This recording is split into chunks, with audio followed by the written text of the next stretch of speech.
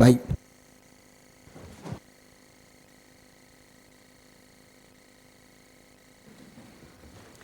Arratsaldeon, udal osoko bilkura hasi baino lehenago, irakurriko dugu, egon gara batzartutak, bozeramaileak eta alkatea, eta erabaki dugu deklarazio instituzional bat egitea, eta lauron artean, ontze irakurriko dugu deklarazio hori.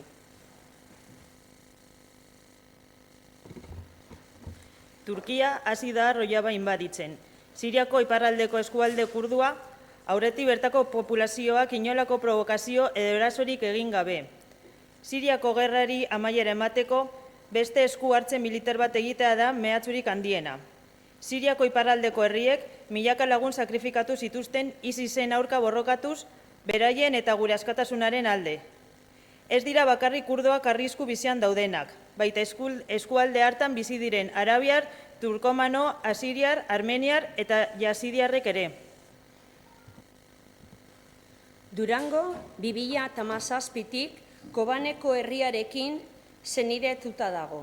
Senidetza hau emakumeen ahalduntzea buru duen hitzarmen batez babestua dago.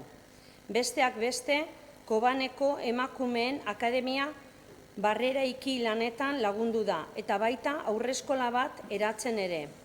Aurten, Durangon ospatuko diren 5. jardunaldi feminista, Siria iparraldeko emakumeen delegazio bat gonbidatu da.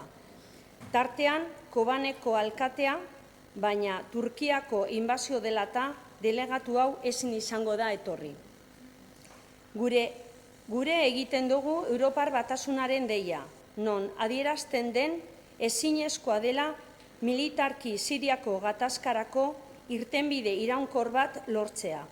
Turkiari indarkeria militarra berehala eten dezala eskatzen diogu. Egoera honek urratu egiten baitu nazioarteko zuzenbidea eta berehalako arriskuaren aurrera jartzen duelako gizarte zibila.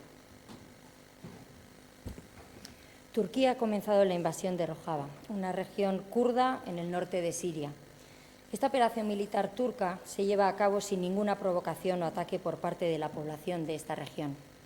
Para poner fin a la guerra en Siria, la mayor amenaza es una nueva intervención militar. Los pueblos del norte de Siria, que sacrificaron a decenas de miles de personas y resistieron por su libertad y la nuestra en la lucha contra el ISIS, ahora se enfrentan de nuevo a la guerra. No solo la población kurda, sino también la árabe, turcomana, asiria, armenia y yazidíes que habitan la región están en peligro. Durango está desde el 2017 hermanado con la ciudad de Kobane. Este hermanamiento viene acompañado de un convenio de colaboración orientado al empoderamiento de las mujeres. Mediante este convenio se han llevado a cabo proyectos como la ayuda a la reconstrucción de la Academia de las Mujeres de Kobane o la construcción de un jardín de infancia. Este año, aprovechando la celebración en Durango de las 5ª Jornadas Feministas, se ha invitado a una delegación de mujeres del norte de Siria a que acompañe a estas jornadas. Debido a la situación de guerra que se ha generado por la invasión, no podemos tener, desgraciadamente, esa delegación con nosotras. Hacemos nuestro el llamamiento de la Unión Europea en el que declara que una solución sostenible al conflicto sirio no se puede lograr militarmente. Asimismo, pedimos a Turquía el cese inmediato de toda actividad que viola el derecho internacional y que plantea un riesgo inmediato para la población civil. Eskerrik asko, eta oin bai hasiko gara urriako osoko bilkura.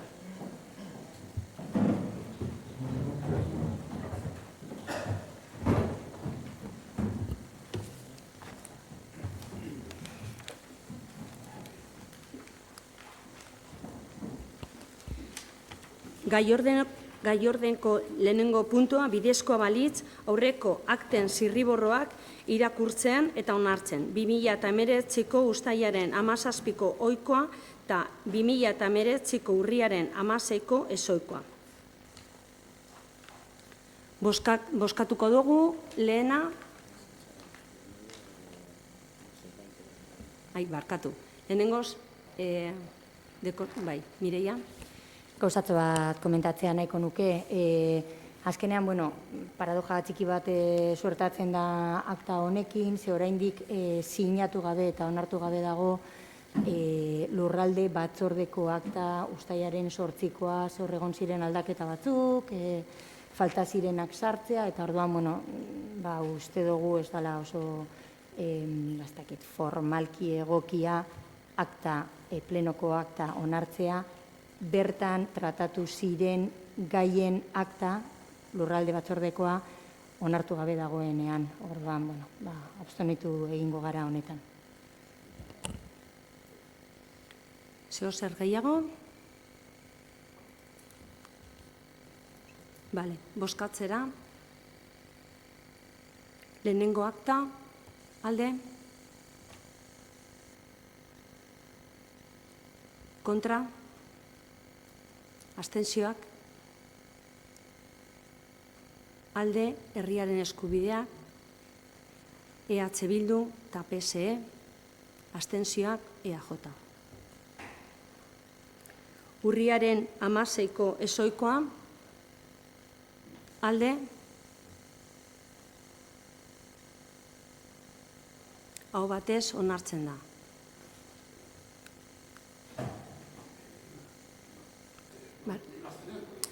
Barkatu,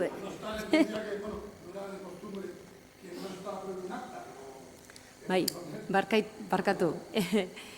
Ez dut ikusi zure eskoa, barkatu, idazkari jauna, mesedez, abstentzio bat. Bigarren puntora, interes gaien berri emotea.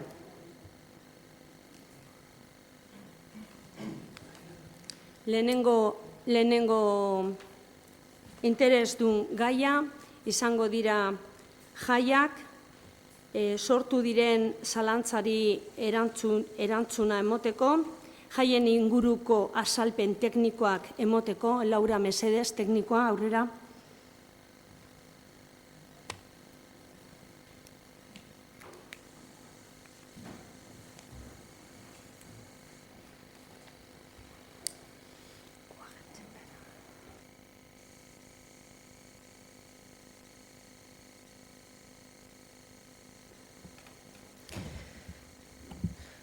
Honen bidez presentatzen da txosten teknikoa jai batzordeari buruzko informazioa emateko. Jai batzordearen funtzionamendua, partaidietasuna ardartza hartuta, udal kontseilu honetan hainbat egilek hartzen dute parte. Elkarteak, San Fausto Zentro Soziala, Gure San Fausto Berria, Marisatza elkartea, Kilikili elkartea 2019 urtean gehitu da, beste alde batetik alderdi politiko nordezkariak, eta herritarrak norbere izenean. Momentu honetan 4 pertsona. Lehenengo bileranen deialdirako, bando baten bitartez, udala gonbitea luzatzen du Durangar guztiek parte hartzeko jaien antolaketan. Lehenengo batzordearen bilera apirilean izaten da, eta azkena jaien balorazioa. Bileretan, hainbat erabaki hartzen dira. Proposamen berriak, programazioaren ekintzak, txupineroen aukeraketa. Erabakiak. Jai batzordean, aurkezten diren proposamenen artean, eztabaidatzen erabakitzen da. Kasu batzuetan, bozketaren bidez hartzen dira erabakiak. Kontzertuak proposamen artean aukeratzen da zer musika talde ekarri bozketaren bidez. Txupinero handiak proposamenak aurkeztuta, kultura sailak jasotzen dituenak edozein eragilek proposatutakoak, herritarrek edo elkartek, bozketa egiten da. Txupinero txikiak. Aurten, dagoeneko umez osatutako elkarte guztiak txupinero txikiak izan direnez, ikastetxei aukera ematea proposatu zen. Aurtengo ikastetxearen aukeraketa zozketaren bitartez egin zen. Kartel lehiaketaren irabazlea. Jai batzordearen kideez eta Durangoko artearekin zerikusia duten pertsonez osatutako bilera batean, zozketaren bitartez aukeratzen dituzte azken 7 finalistak. Kartel irabazlea herritarren botoak zenbatuta erabakitzen da. Balkoiaren presentzia txupinazuetan. Bulego teknikoak ezarritako derrigorrezko aforua gehienez, 25 pertsona kontuan hartuta, irizpide hauek kontuan hartzen dira bi txupinasuetan. Txupineroak eta pregolariak. Txupinero eta pregolari kopuruak markatzen du beste kideen presentzia. Ordezkari politikoak. Txupineroekin batera, alkate Andrea eta jaietako zinegotzia beti egoten dira, eta alderdi politiko bakoitzeko ordezkari bana. Jai batzordeko kide batzuk. Komunikabideak. Txupinasoen efektuetarako teknikari bat. Ordezkari politikoei emandako informazioa. Aurten, korporazioaren ordezkari gehienak berriak izan da, aurrek urteetan ez bezala, aleginak egin dira normalean ordezkarie parte hartzen duten ekintzei buruzko datuak emateko, euren presentzia bermatzeko. Jai batzordeko bileretan zein idatzi zurrengo informazioa luzatu da. Ekintza protokolarioak, txupinaso txikia, hartopilen banaketa, nagusientzako bazkaria. Sari banaketak udalak antolatutakoak eta udala jasotzen dituen elkarteek antolatutako ekintzei buruzkoak. Eta honen bitartez, hainbat informazio txosten honetan jaso nahi izan dugu. Eskerrik asko. Eskerrik asko, Laura. Oin valorazioa egiteko, Julián.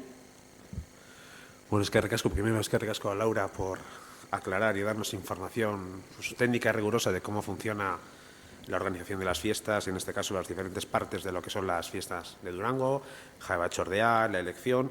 Nosotros la valoración es positiva porque hemos conseguido unas fiestas inclusivas, unas fiestas en las que han incluido a más personas para todos los durangueses y duranguesas, temas como días sin ruido, la habilitación de espacios para personas con movilidad reducida, e inclusivas también para los barrios. Estamos pretendiendo incluir y se han incluido a más zonas y más barrios en las fiestas.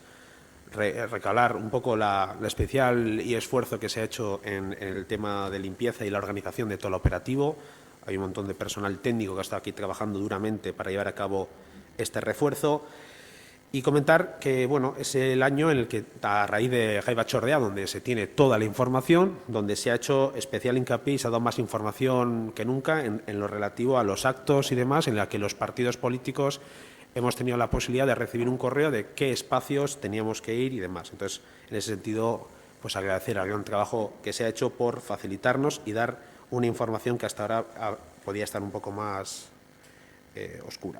Por otro lado, otra de las cosas que quiero resaltar es que es el primer año en el que se han quitado ciertos privilegios políticos, hemos quitado los tickets reservados para concejales o concejalas, hemos quitado esas entradas que se recibían a lo que es la entrada en la plaza de toros, se ha quitado también, y sobre todo también se ha quitado el tema de los artopilles específicos para lo que son la clase política, que hemos hecho que redundara en el reparto a la ciudadanía. Y en muchos años es la primera vez en la que no nos hemos quedado cortos de artopille. Entonces, a rasgos generales, ver que aquellos espacios que en su momento habíamos detectado que se podían mejorar, obviamente se puede mejorar mucho, por eso desde aquí vamos a insistir en que la participación de toda la ciudadanía está abierta en Jai Batzordea. Igual que ha comentado también cosas del chupinero, es interesante ver que se vota en la Jai Batzordea qué chupineros o chupineras se eligen y que cualquier persona de Jai Batzordea, como hasta ahora, como toda la vida, pueden hacer propuestas o proposiciones de qué chupineros o chupineras se quiere para el año correspondiente. Y poco más. Eskerrik asko. Eskerrik asko, Julián. Bigarren beste azalpen bat, prentsa oharrari buruz, Iker, mesedez. Bai, arratsaldeon guztioi. Gaur agertu da medioetan albiste bat, non esaten da gaur osoko bilkuran onartuko dugula obra batzuk, zebrabide berri batzuk eta txakurrentzako parkeak. Eta ez da izango horrela, ez da hemen erabakiko, baizik eta izango da alkatearen dekretuaren bidez, beraz egon da akats bat prentsa oharren idazterakoan. Eta besterik ez, eskerrik asko. Eskerrik asko. Eragozpen aurka harturiko ezbazpenak azaltzeko interventor jauna.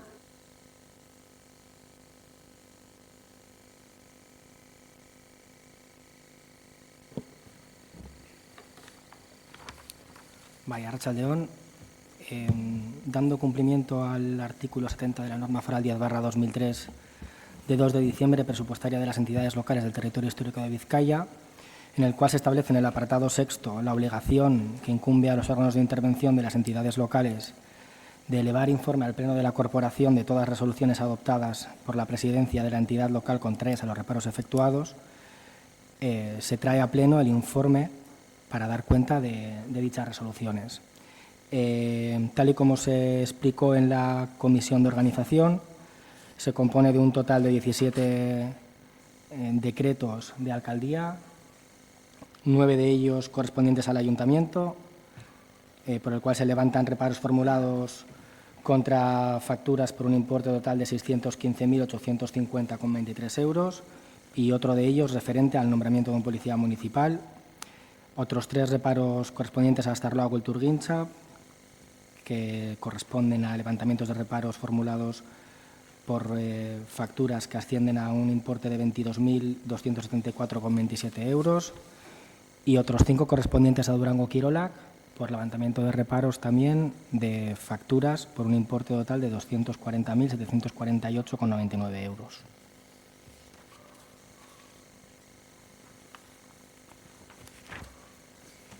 Diru zaintzaren soberakinekin finantzaturiko kreditu aldarrazpenak 2019 urtean. Interventori jauna. Bai, en este caso se da traslado al Pleno de la dación de cuenta del informe sobre las modificaciones de crédito del ejercicio 2009 financiadas con remanente de tesorería que pudieran comprometer la estabilidad presupuestaria y sostenibilidad financiera del Ayuntamiento de Durango y sus organismos autónomos. En este caso, la obligación deviene del artículo 6.5 de la norma foral 5/2013 de 12 de junio, que establece que en caso de que una entidad cumpla con el objetivo de deuda, pero incumpla el objetivo de estabilidad o regla de gasto por financiar con remanente de tesorería gastos que no comprometan la sostenibilidad financiera de la respectiva entidad, siempre que el ejercicio previo se haya liquidado con ahorro neto positivo y sin perjuicio de lo establecido en el artículo 3, apartado 4, se sustituirá el plan económico financiero por un informe del órgano que ejerce las funciones de intervención que se elevará al Pleno para su conocimiento. Del mismo modo, de estas modificaciones, cuando se da cuenta al Pleno de las mismas, se emite la certificación de la dación en cuenta que se tiene que remitir a la Diputación Foral de Vizcaya para proceder a los ajustes oportunos en el cálculo de la estabilidad presupuestaria y la regla de gasto. Tal y como se explicó también en la comisión de organización, hasta el 17 de octubre de 2019, que es la fecha en la cual se convoca la comisión, se habían tramitado expedientes de modificación de crédito como los descritos, tanto en el Ayuntamiento como en Astarloa Kulturgintza, como en Bartolomé Chilla, Durango Kirolak y Udalo Euskaltegia. De los mismos se puso a disposición de los grupos políticos los expedientes, se pusieron a disposición los expedientes y con este acto se da cuenta en el Pleno. Eskerrik asko. 2019ko abuztuaren 27ko 2019 zenbakidun dekretua Ane Abanzabalegi Areitio Andrea izendatzeko dedikazio esklusiboari dagozkion eginkizunak egiteko 2019ko irailaren batetatik aurrera. Idazkaria. Bai, arratsaldeon. Deialdian agertzen den bezala, 2019ko 1671 dekretuaren bitartez eta EH Bildu udal taldeak proposatuta, Ane Abanzabalegi Areitio Andrea alduraldi osoko zinegotzia izendatua izan zen 2019ko irailaren batetik aurrerako efektuekin. Eta horren berri udal osoko bilkurari ematea baino ez.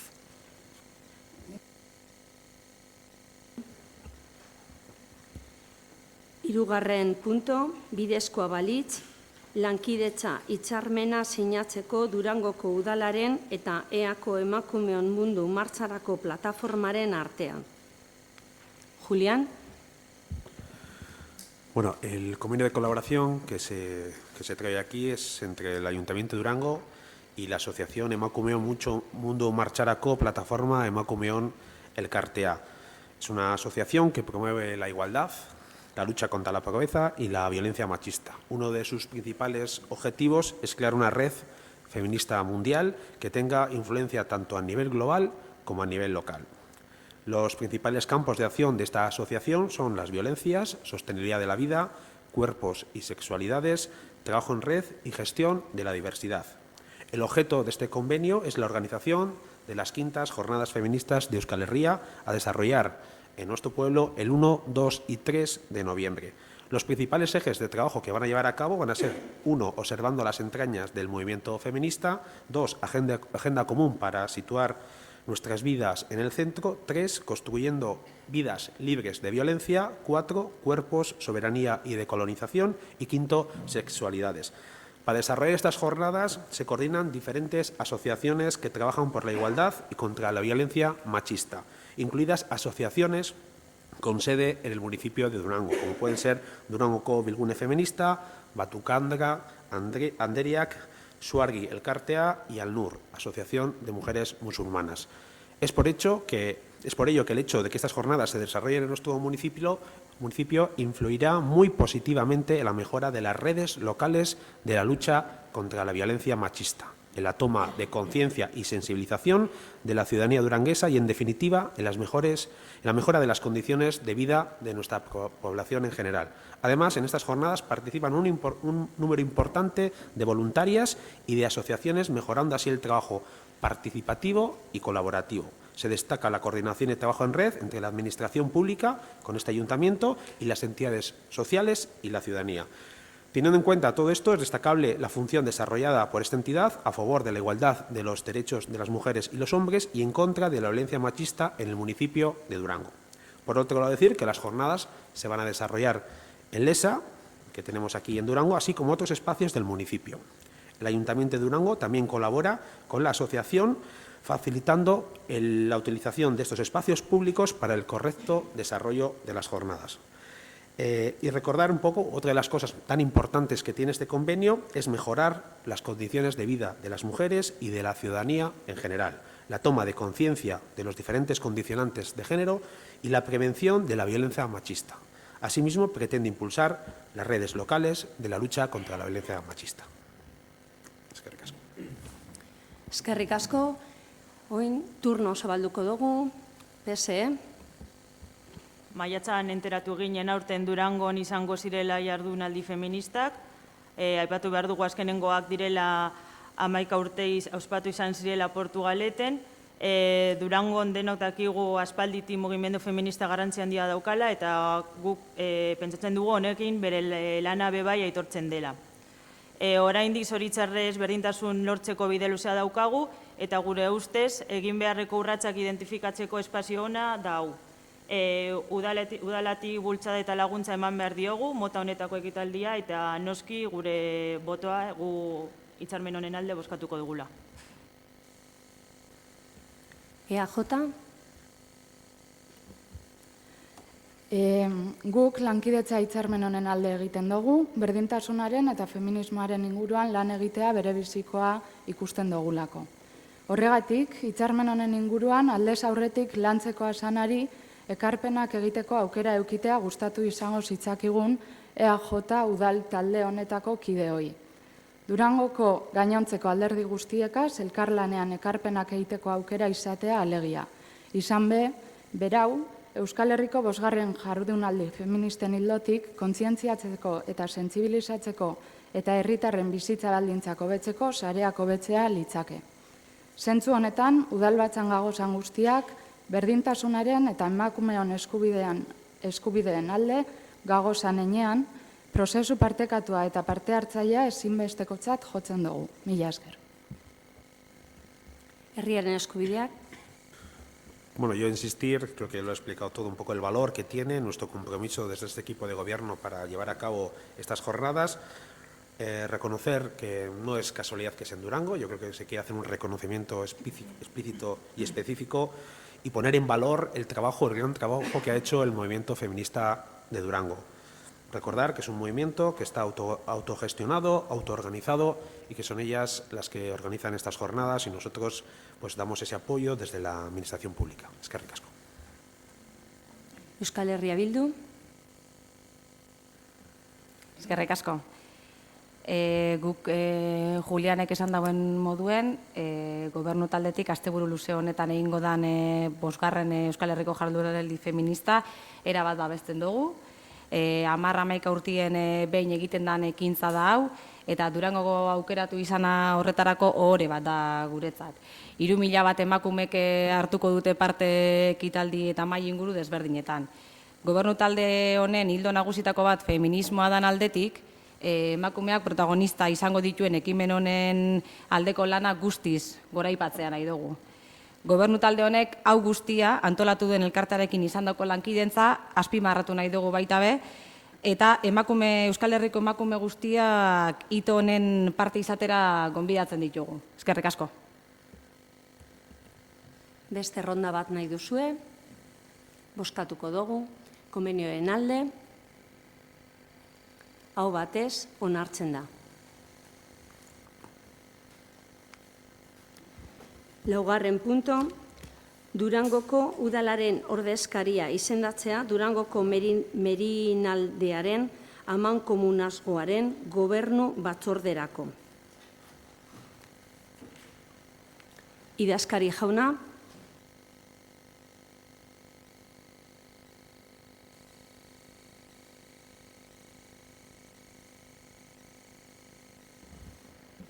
Bai, arratsaldeon.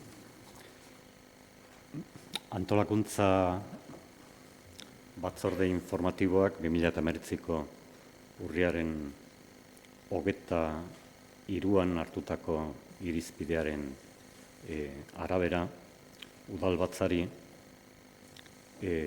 luzatzen diot proposamena Garazi Errasti Silloniz Andrea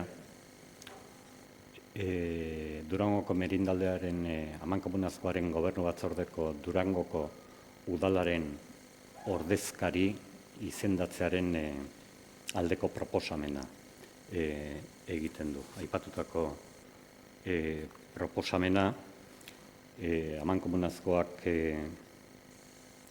duen estatutoen 14. artikuluaren arabera 14.2 artikuluaren arabera eta zein arrazoirengatik gobernu batzordean lanpostu o postu utzik balego dagokion udalaren osoko bilkurak ordezkari berria izendatu beharko du. 2019ko ekainaren 17an idazkaritzak luzatutako txostenaren arabera aipatutako izendapena beste udal akordioen erregimen bera jarraitu beharko luke. Hau da, gehiengo soilez eta oizko bozketan. Beraz, egiten den proposamena, errepikatu egiten dut, Garazi Errasti Silloniz Andrea izendatzea Durangoko merindaldearen amankomunazkoaren gobernu batzordeko Durangoko ordezkari gisa. Eskerrik asko idazkari jauna, orain turno zabalduko dugu, PSE, EAJ. Bai, arratsaldeon eta eskerrik asko. Bueno, gu puntu honetan esan beharra daukote lehenengoz eta behin antolakuntza batzordean ez gendula inolako pegari jarri, ze ez ginen momentuan konturatu, baina kontra bozkatu behar dugu eta arrazoia da, bueno, bi arrazoi ezberdinengatik, ez? Alde batetik izendapen honek uste dugulako ez duela enkaje juridiko egokirik eta hor, bueno, egia da idazkariak komentatu duela bere iritzia arlo honetan, ez? Baina egia da, uste dugula hartu dela artikulu hori estatutuetan, mankomunitateko estatutuetan, 14. artikulua jasotzen dau gobernu batzordea nola eratu behar dan, eta egia da horre ez dela ezer aipatzen zuzenean edo zehatzean, baina uste dugu estatutuak bere osotasunean aztertu behar direla, ez? Eta kasu honetan, nik uste dut argi izan behar duguna da garazi kasu honetan proposatzen da izatea gobernu batzordeko kidea mankomunitatean, baina ez dakit, baina da apur bat arraroa, ez dala ez plenoaren kidea eta ez da informazio batzordetako kidea. Hau da, mankomunitateko plenoko kidea izan gabe ez dugu normala ikusten, eta gainera juridikoki uste dugu enkaje oso zaila daukala gobernu batzordeko kidea izan ahal izatea.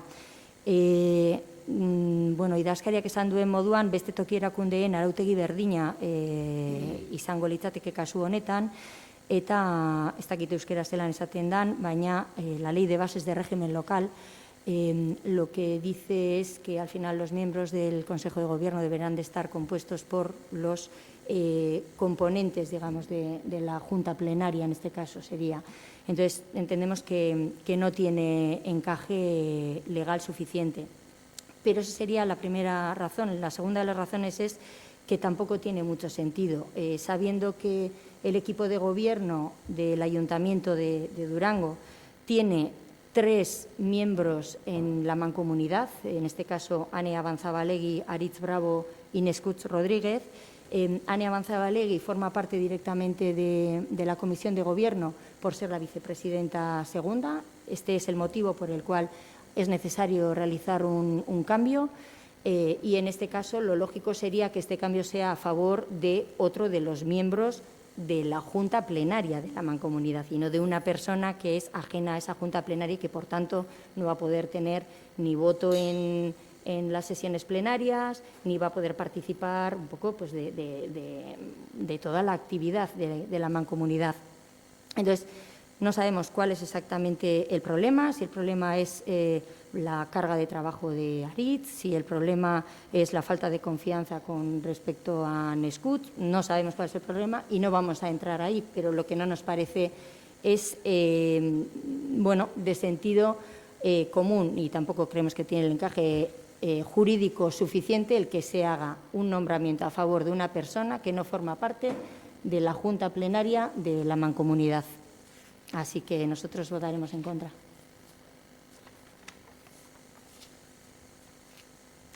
Eskerrik asko. Herriaren eskubideak. Sí, solo por alusiones, que entiendo que este equipo de gobierno tiene plena confianza en mí. No estoy aquí las 24 horas, pero vamos, que estoy disponible y trabajo perfectamente. En el sentido que por alusiones, pues, intentar plantar esa duda en el equipo de gobierno, creo que en este caso ha sido un desacierto. Euskal Herria Bildu. Bai, arratsaldeon. Bueno, gu txosten juridiko bat dekogu, idazkari jauna esaten da, legezkoa da, gu azkenean bi erakunde ezberdinak dira, bata da gobernu batzordea eta bestea osoko bilkura, eta estatutuetan ez da agertzen imposibilitaterik, eta azkenean da Durangoren errepresentante bat. Eta uste dugu, garazi errazti izatea. Beraz, zu zalantzan jartzen duzu, beraz, ez dakit, idazkari jaunak izan behar dugu, posiblea dala edo ez, erabaki hau oin momentuan hartzea, edo ez, ez. Idazkari jauna, legalidadea dudan jarri denez, eskatzen dizut esatea bidezkoa den oin momentu honetan erabaki hau hartzea.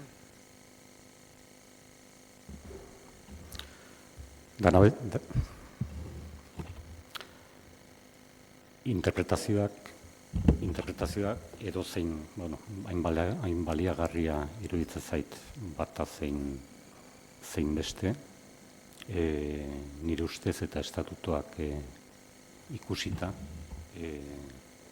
ez da agertzen behar izan hori, eta are gehiago ez da esaten kontrakoa egin daitekeenik. Hau da, nik Durangoko udalaren autoorganizazio ahalmen horren barruan legezkoa deritzat. Eskerrik asko. Orduan, bozkatuko dugu, punto hau, botoak alde,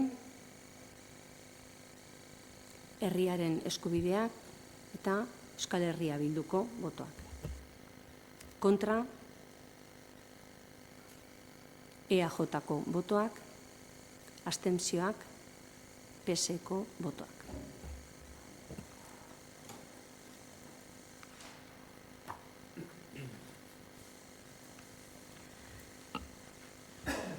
Bosgarren punto, bozeramaileen batzordean EAJ esan zuen bertan behan utziko zuela. Orduan, pasatzen dugu 6. puntora, EH Bildu Durango eta Euskal Herriaren eskubidea udal taldeek aurkezturiko mozioa. Auzitegi Gorenak eman duen epaiari buruzkoa. PNV gehitzen da dokumento honi. Eskutz? Bai, eskerrik asko. Prozesaren kontrako sententzia dela eta Durangoko udalak atxikimendua ematen dio gure eskudagok aurkeztutako manifestuari.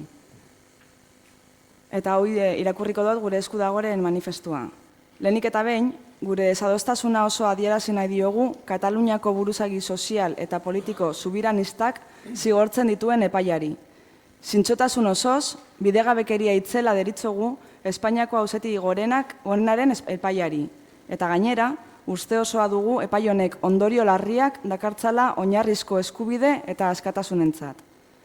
Prozesu judiziala bera ere ez da justua izan. Aitzitik, arbitrarietasunez beteta izan da. Funtzik gabeko akusazioetan oinarritu da eta behin-behineko espetxealdearekin presoen eskubideak urratu dira. Nazio Batuen erakundeko atxiloaldi arbitrarioei buruzko lantaldeak salatu duenez. Hain zuzen, presoak askatzeko talde honek egindako eskareari muzin egin zaio. Bidegabekeria honen aurrean, preso guztien askatasuna aldarrikatzen dugu.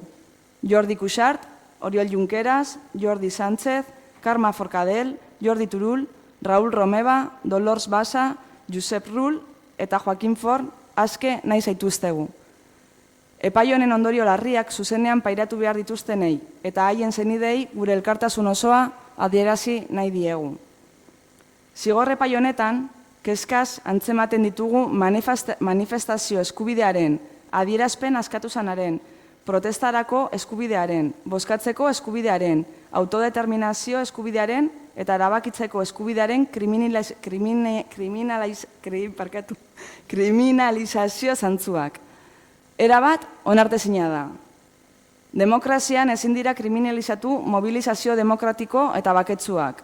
Ez da disidentzia politikoa ere. Demokrazian bozkatzea ezin da delitu izan. Konponbideare parten baizik.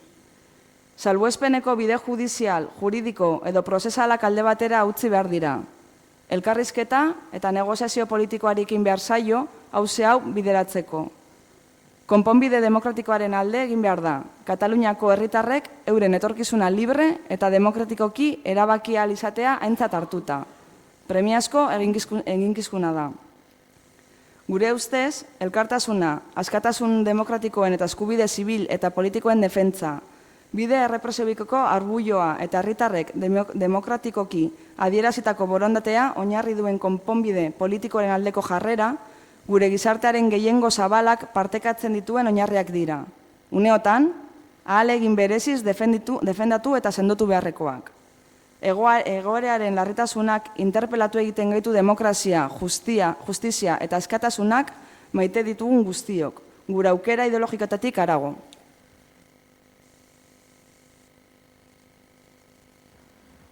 Eskerrik asko. Oin turno zabalduko dugu, PSE. Lo primero que tenemos que decir es que vemos positivo el cambio de tono que se ha dado respecto a la declaración institucional que realizó este equipo de gobierno. Destacamos 3 cosas en las que podemos estar de acuerdo. Está claro que en Cataluña existe un problema político, que ningún problema político lo va a solucionar una acción violenta y que ningún problema político lo soluciona ninguna sentencia, ni la del Tribunal Supremo tampoco. A partir de aquí, indicar que nuestro voto va a ser en contra, ya que el Tribunal Supremo no ha juzgado ideas, no ha juzgado libertad de expresión, ha juzgado hechos, comportamientos que se han apartado de la legalidad y los que ha considerado delictivos en función de la ley en vigor.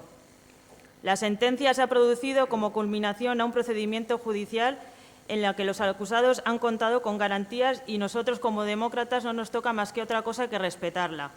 Nadie quiere que haya representantes políticos en la cárcel, porque la ciudadanía lo que espera de nosotros es que resolvamos sus problemas y que cumplamos y hagamos cumplir la ley. Por último, es necesario el diálogo sincero en Cataluña, que dé solución al conjunto de una sociedad que merece apartarse de la tensión política y social a la que está sometida. Ahora son necesarios la política y el consenso, mantener abiertos los puentes, porque la solución para Cataluña pasa por el respeto a la pluralidad, por el diálogo y los acuerdos, por una convivencia compartida, en el marco democrático y en el respeto a la ley, a las instituciones y a las decisiones de la justicia. Eskerrik asko. EAJ. Bai, eskerrik asko.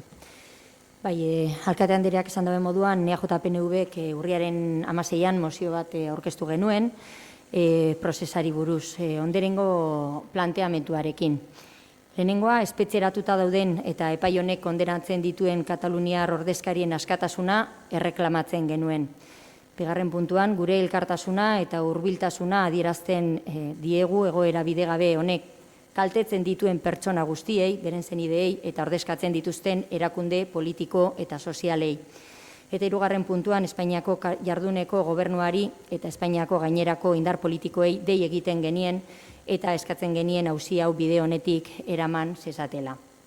En resumen, desde AJ-PNV lo que defendemos es que la solución tiene que venir y vendrá del diálogo, de un diálogo abierto, constructivo y democrático, de una negociación que dé una respuesta satisfactoria a la voluntad mayoritaria de la ciudadanía catalana, una ciudadanía a la que asiste el derecho a decidir su futuro.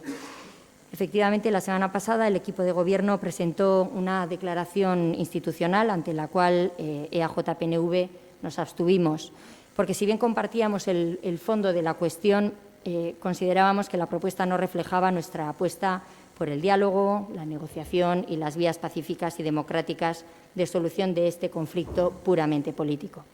Lamentablemente no tuvimos ocasión de acordar un texto en aquel momento y decidimos seguir adelante con nuestra moción. Ahora, además de la moción que nosotros planteamos entonces, vemos que H. Bildu y Herriaren Eskubide Elkarrekin Podemos Independienteak han propuesto que el Ayuntamiento de Durango se adhiera al manifiesto de Gure Esku Dago. Y este sí que lo vamos a defender, porque consideramos que este planteamiento es más inclusivo, pero también consideramos que este planteamiento más inclusivo podía haberse realizado la semana pasada, que es exactamente lo que nosotros pedíamos. Sin embargo, en la declaración institucional propuesta por el equipo de gobierno no se mencionaba ni una sola vez las palabras diálogo o negociación que nosotros reclamábamos. Ante la primera propuesta de modificación, la respuesta fue un no rotundo por parte de la alcaldesa. Es curioso que una semana después aprobemos un texto en la línea de lo que nosotros planteábamos desde un principio, donde términos antes imprescindibles como la guerra económica, por ser el primer término que se propuso cambiar, no aparecen por ningún lado y, sin embargo, aparecen otros términos olvidados previamente por el equipo de gobierno como diálogo, negociación política, movilizaciones democráticas y pacíficas, etcétera, en la línea de lo que EAJ-PNV proponía desde el principio. Aunque nos hubiera gustado que este manifiesto se hubiera aprobado unánimemente desde el principio, nos alegramos de que se haya recapacitado en este sentido y que se haya aceptado que esta es la única vía. Consideramos que lo importante es la causa en sí, por lo que, como digo, hemos retirado nuestra moción para apoyar por unanimidad el manifiesto presentado por Gure Esku Dago. Eskerrik asko. Eskerrik asko, herriaren eskubideak. Bai, eskerrik asko berriro, lehenik eta behin gogoratu daigun zer epaitu zuen epaitegi gorenak prozeseko sententzian. Urriak bateko erreferenduma eta iraiak 20ko mobilizazioak. Erreferenduma eta mobilizazioak epaitu ziren. Epaiketa hau ez da justiziakoa izan, epaiketa hau epaiketa politikoa baino ez da izan. Eta gainera, hauteskunde orokor batzuen aurrean.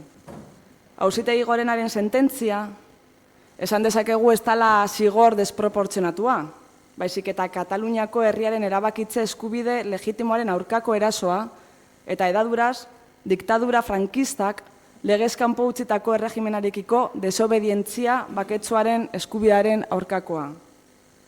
Eta gainera, sententzia honek aurrekari oso arriskutsu antidemokratiko eta autoritarioa esartzen du. Sindikalisten, kaleratzeen, klima aldaketaren eta abarren aurka borrokatzen eta autoantolatzen diren aktivisten aurka. Eta kontutan izan daigun, zelan lortu izan dira aurrerapenak eta konkista sozialak eta demokratikoak herri honetan eta beste herrialde batzuetan. Hori guztiek langileen, ikasleen eta emakumeen desobedientzian sortu ziren. Eta horregatik dekoguz, lan baldintza, oin kaskarrak, baina duina izeteko gauzak, ikasteko ikasketa publikoak eta abar eta hainbat gauza desobeditu genuela, edo desobeditu zutelako. Y esta sentencia sienta un precedente peligrosísimo, antidemocrático y autoritario contra activistas que luchan y se autoorganizan, contra los desahucios, el cambio climático, sindicalistas y un largo etcétera, porque probablemente puedan ser también juzgados por sedición. Y como he dicho en euskera, recordemos que los avances y conquistas sociales y democráticas de la historia se forjaron en la desobediencia de las personas trabajadoras, de los estudiantes y de las mujeres que nos han traído aquí hasta ahora. Konflikto politiko baten aurrean aurkitzen gara eta politikoki konpondu behar da. Baina, estatuaren politika guztiz kontrakoa izan da. Y hablaban la portavoz del PSOE que es necesario el diálogo, y en eso estamos de acuerdo. Y me ha llamado la atención porque ya sabemos que en todos los partidos hay corrientes, pero la corriente mayoritaria del PSOE es quien está ahora en el gobierno en funciones. Y está amenazando con aumentar la represión. Y además, con la presión por la derecha y la extrema derecha a 3 semanas de unas nuevas elecciones generales, dice no renunciar a ningún escenario represivo, incluida la aplicación de la Ley de Seguridad Nacional, que le permitiría pasar a controlar directamente a la policía catalana, o el artículo 155, que supondría la abolición de la autonomía catalana y ya lo hicieron en su día, o incluso un estado de excepción. Es más, en esta situación preelectoral, el PSOE, que es quien está en el gobierno en funciones, ha sacado el programa y ha eliminado del programa el federalismo y la plurinacionalidad. Beraz, mozio honetan aurkezten dana, demokrazia eta askatasunaren aldeko mozio bat da. Erreferenduma eta demokrazia ez direlako delituak. Eskerrik asko, EH Bildu. Bueno, nik aipatuko dut, zergaitik EH Bildutik bozkatuko dugu gure esku dago aurkeztutako mozioaren alde. Hasteko, manifestu honek agerian uzten du prozeso judizialean eren arbitrariotasuna eta prozesuan zehar egon den berme judizial falta.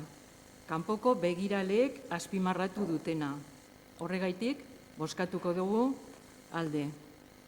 Agerian uzten du epai honek hainbat oinarrizko eskubide kriminalizatzeko erabili dela. Eta horrek izan ditzaken ondorio personal eta politikoak. Gure eskudagok proposatutako mozioak Kataluniako herritarrek euren etorkizuna libre eta demokratikoki erabaki ahal izateko eskubidea azpimarratzen duelako bat egiten dugu mozioarekin. Bide errepresiboaren argudioa egiten du eta herritarrek demokratikoki adierazteko oinarri duen konponbidea aldarrikatzen du. Horregaitik, eskatzen diogu gainentzeko partido politikoi ere, gure eskudagok aurkeztutako mozio haren alde bozkatzea. PSetik legediaz hitz egin da foro honetan, eta ez prozesu honetan argi geratu den legearen erabilera politikoa personen jarduera demokratikoa zigortzeko. Gatazka politikoak konpontzeko bideaz ari garela pentsatzen dugu. Autoritarismo edo demokrazia, inposaketa edo askatasuna, bide baketsuak edo errepresioa. Gu alde bozkatuko dugu. Eskerrik asko, bigarren buelta. Ez, bozkatzera pasatuko dugu. Mozioaren alde. Euskal Herria Bildu, Herriaren Eskubidea, eta EAJ, alde. Kontra, PSE.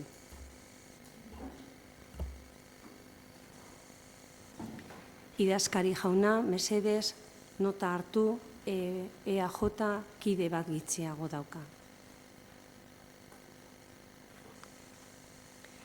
Zazpigarren punto, eskaerak eta itaunak.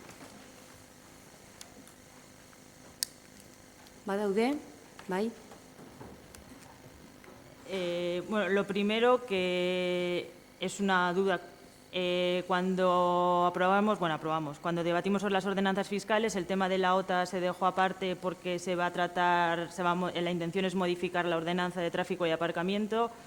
Es una cosa que a todos los durangueses les preocupa mucho y entonces nos están venga a reclamar que como eso sí que es una cosa que está en nuestras manos, que a ver cuál es la intención, cuándo se pretende entrar un poco a esta modificación, si va a ser a muy largo plazo o a corto. Y por otro lado, bueno, dar las gracias a Iker de que haya mencionado que lo que ha salido hoy en prensa, que no lo vamos a debatir, pero que sí que nos hubiese gustado por lo menos haber tenido conocimiento de esto en la comisión por saber y por aportar o por no acerca de esto, pues igual tenemos una opinión y podemos aportar algo positivo y que nos hubiese gustado pues haber tenido aviso previo y no encontrarnos con esto que nos hemos encontrado hoy en la prensa. Eskerrik asko. Eskerrik asko. Queremos hacer una pregunta y también un ruego en relación a la consulta. Desde EAJ hemos defendido siempre y defendemos una consulta con todas las garantías jurídicas necesarias y con toda la información previa para que los y las durangarras puedan decidir. Sin embargo, no vemos ningún tipo de avance por parte del equipo de Gobierno.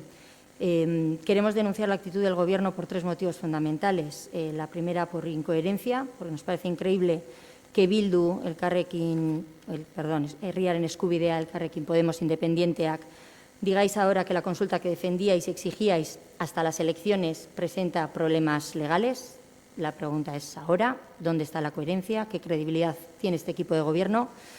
La segunda, por falta de transparencia. Desde AJPNV hemos preguntado por la consulta en la comisión, se ha solicitado documentación y no se nos ha facilitado ningún tipo de información al respecto. Hemos sabido que os habéis reunido con la plataforma Erabaki, cosa que nos parece muy bien y que también haremos nosotros, pero es importante recordar que nosotros, quienes estamos hoy sentados en este pleno, somos los representantes legítimos de toda la ciudadanía, de todos los y las durangarras. Y como tal tenemos el derecho y también el deber de estar informados. En tercer lugar, inacción. La única respuesta que hemos obtenido del equipo de Gobierno en la comisión informativa ante nuestra pregunta es que estáis analizando el informe del profesor Jiménez Asensio, un informe solicitado en la legislatura anterior que fue presentado en la comisión ad hoc en marzo, fecha en que varios de vosotros estabais ya en este ayuntamiento, aunque fuera en la oposición, pero es que además han pasado ya 4 meses desde que entrasteis en el Gobierno y la pregunta es ¿qué habéis estado haciendo hasta ahora? Desde AJ pedimos y rogamos al equipo de Gobierno que actuéis con seriedad, con rigor y con transparencia y, sobre todo, con respeto a los y las durangarras. Y queremos saber cuál es la hoja de ruta a partir de hoy, qué pasos se van a dar, en qué plazos, con qué medios. Y, para finalizar, rogamos que se convoque cuanto antes una comisión específica para poder tratar este tema que es fundamental para el futuro de Durango y de los y las durangarras. Galderaren bat gehiago, bai. Sí, yo quería preguntar sobre el uso actual y futuro de las instalaciones públicas del Ayuntamiento de Durango. Actualmente tenemos en vigor unos estatutos que regulan específicamente cuáles son los usos de estos establecimientos públicos y, en concreto, me refiero al uso de las instalaciones como pueden ser la del museo. Tenemos el precedente que este establecimiento público ya fue utilizado el 25 de junio como acto político para difusión de un pacto ciudadano. Si tenemos en cuenta que los estatutos actualmente no regulan esa finalidad, lo que queremos es saber si estos establecimientos están abiertos a toda la ciudadanía, asociaciones, grupos políticos y demás, y sobre todo si se va a regular si va a haber una nueva regulación al respecto, qué es lo que se está haciendo para redactar o recoger o proponer unos nuevos estatutos. Mi segunda pregunta sería en relación al turno de intervención en el debate de este pleno y para ello, a la hora de responder, apelo al precedente administrativo. Es verdad que no tenemos un RON, pero sí que tenemos que durante todas las legislaturas anteriores el turno de intervención siempre ha sido, en un primer momento, los grupos políticos que tienen una menor representación y terminando por el que tiene una mayor representación. No sabemos cuál es el motivo de que se haya cambiado dicho precedente administrativo, pero tampoco viene amparado en ningún tipo de legalidad y mi pregunta es el motivo y la justificación de ir en contra de este precedente administrativo.